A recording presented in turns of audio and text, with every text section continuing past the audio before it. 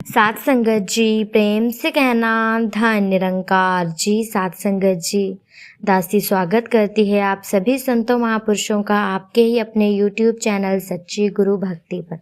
सात संगत जी, दासी आशा करती है कि आप सभी संतों महापुरुषों पर सतगुरु माता जी की पावन कृपा बरस रही होगी। सात संगत जी, दासी आप जी के सामने आज फिर से एक नई प्रेरणादायक कहानी लेकर के आई है। कहानी का शीर्षक है कि महात्मा लोग सुख दुख से किस प्रकार ऊपर होते हैं। तो आओ चलो जानते हैं इस कहानी में कि किस प्रकार जो महात्मा लोग होते हैं, जो संत लोग होते हैं, वे सुख दुख से ऊपर क्यों होते हैं। तो सात संगत जी, आज इस कहानी में हम यही जानेंगे। एक बार की बात है सात संगत जी, एक राज्य में एक राजा हुआ करता था और वह अपने राज्य में बिल्कुल सुखी हुआ करता था। उसके पास दुख का कोई कारण ही नहीं था। उसका राज्य बहुत ही अच्छे तरीके से, बहुत ही खुशी से बीत रहा था, चल रहा था। खूब अन्न उपजता और नदियां जल से लबालब भरी रहती थी। सात संगत जी, रानी भी शरीर के साथ दिल का भी खूब सुंदर थी। उनका एक बेटा भी था। एक दिन राजकुमार बीमार हो गया। सात संगत जी, चारपाई उसने पकड़ ली। ऐसी पकड़ी कि छूटना मुश्किल हो गया। वैद्य आते और पूरा प्रयत्न करते, परंतु दवाइयां बेअसर होती जा रही थी। वैद्यों के माथे में बल पड़ गए। पूरी चिकित्सा विद्या निरर्थक जान पड़ती थी, लेकिन सात संगत जी, उस पर कोई भी असर नहीं पड़ता था। राजा चिंतित था कि कोई वैद्य न छोड़ा। बड़े से बड़ा इनाम घोषित किया, परंतु कोई भी राजकुमार की हालत को सुधार नहीं आ पा रहा था। राजा ने बहुत कोशिश की, जहां तक उसे सही लगा उसने वही किया, लेकिन बेटे की तबीयत में सुधार नहीं आ रहा था। उम्मीदें टूटने लगी थी। नींद नहीं आती थी। रात रात भर जाग करके ही निकालनी पड़ती थी। राजा रानी दोनों राजकुमार के पास बैठे रहते थे। इकलौती संतान जो थी, कुछ सोचता नहीं था। राजकुमार की बीमारी चरम सीमा पर थी। रात का समय था। बैठे बैठे ही राजा को नींद आ गई। सात संगत जी, सोते ही सपना शुरू हो गया। सपने में भी वही राजा ही था। वह पूरी तरह संपन्न था। वह कहीं ज्यादा सुखी था। उसके 12 पुत्र थे। सब सुंदर, स्वस्थ, हंसते खेलते। बड़ा सुंदर सपना था। उसी समय राजकुमार ने अंतिम हिचकी ली और उसके प्राण पखेरु उड़ गए। रानी की रुलाई फूट पड़ी। राजा की नींद भी टूट गई। वह बोल उठा, क्या हुआ है? वह अभी तक सपने से ही उभर नहीं पाया था। रानी अचरज से उसकी तरफ देखती हुई बोली कि महाराज, ये आप क्या कर रहे हैं? हम तो बर्बाद हो गए, हमारा तो सब कुछ लुट गया है और आप कह रहे हैं कि क्या हुआ?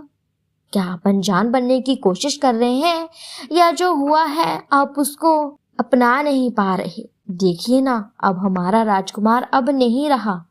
राजा भी फूट फूट कर रोने लगा। सात संगत जी, फिर हंसा, फिर रोया, फिर चुप होकर सोचने लगा। रानी अचरज में पड़ गई थी कि उन्हें ये क्या हो गया है। वह बोली, आप पागल तो नहीं हो गए? कभी रोते हैं, कभी हंसते हैं, ऐसा कौन करता है भला?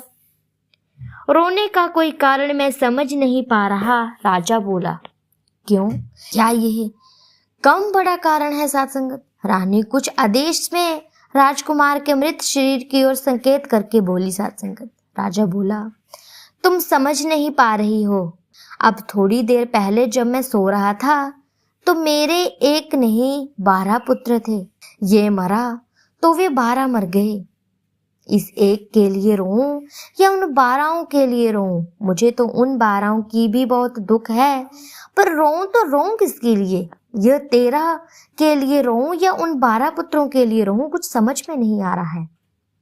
13 तो एक साथ कभी थे ही नहीं। जब ये एक था तो वे 12 नहीं थे। वे 12 थे तो ये एक नहीं था, और मेरे लिए तो एक भी नहीं है।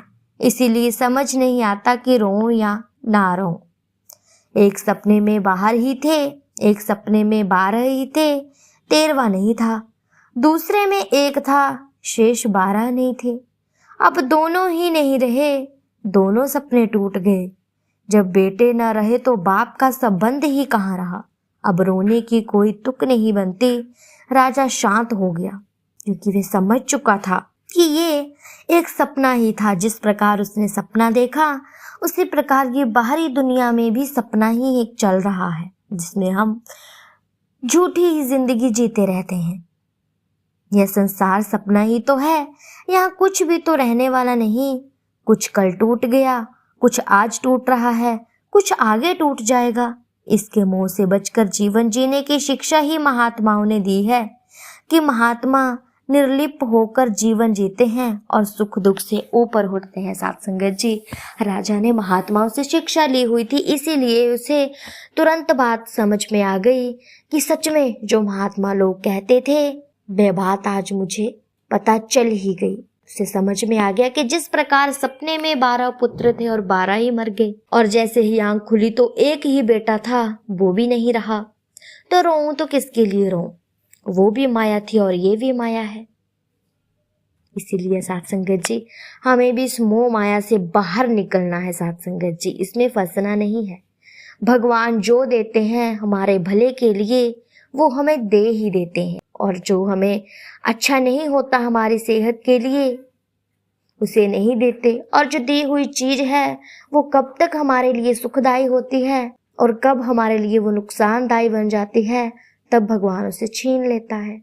भगवान को हमारी हर एक बात का ध्यान रहता है। साथ संगत जी, ये तो हम ही मोह माया के जाल में फंसे हुए होते हैं, जो कि बस ऐसा हो गया, ऐसा हो गया, हम तो भक्ति करते थे, हमारा तो पुत्र नहीं रहा, हमारा तो घर बर्बाद हो गया। साथ संगत जी, ऐसा कुछ नहीं होता।